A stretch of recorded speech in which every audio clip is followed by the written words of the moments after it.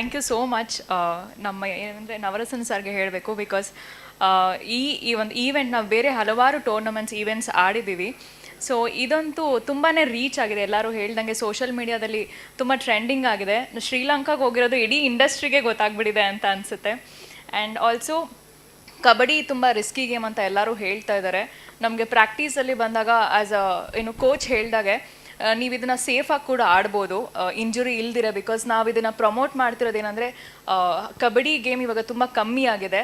So ಆ ಒಂದು ಗೇಮ್ನ support ಮಾಡೋದಕ್ಕೆ ನಾವೆಲ್ಲರೂ ಆಡ್ತಾ ಇದ್ದೀವಿ. ಆ್ಯಂಡ್ ಆಲ್ಸೋ ನಾನು ಫಸ್ಟ್ ಕೇಳಿದೆ, ಎಲ್ಲರೂ ಇವಾಗ ಸಿನಿಮಾ ಬಿಟ್ಟು ಬರೀ ಈವೆಂಟ್ಸೇ ಜಾಸ್ತಿ ಆಗೋಗ್ಬಿಟ್ಟಿದೆ ನಮ್ಮ ಕನ್ನಡ ಇಂಡಸ್ಟ್ರೀಲಿ. ಬಟ್ ಈ ಒಂದು ಈವೆಂಟಲ್ಲಿ ಸ್ಪೆಷಾಲಿಟಿ ಏನಂತಂದರೆ ಎಷ್ಟೊಂದು ಪ್ರೊಡಕ್ಷನ್ ಹೌಸ್ ನಮಗೆ ಈವೆಂಟ್ ದಿವಸ ಬರ್ತಾ ಇದ್ದಾರೆ.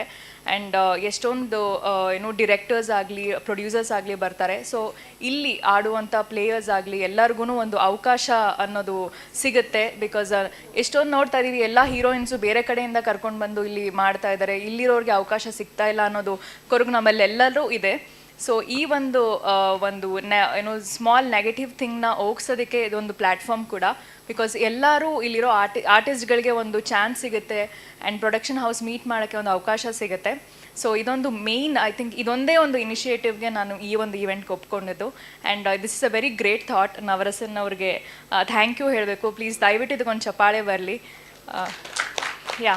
ಆ್ಯಂಡ್ ಆಲ್ಸೋ ನಮ್ಮ team Sai Gold Palace queens, ನಮ್ಮ ಸರ್ ಬರ್ತಾ ಇದ್ದಾರೆ.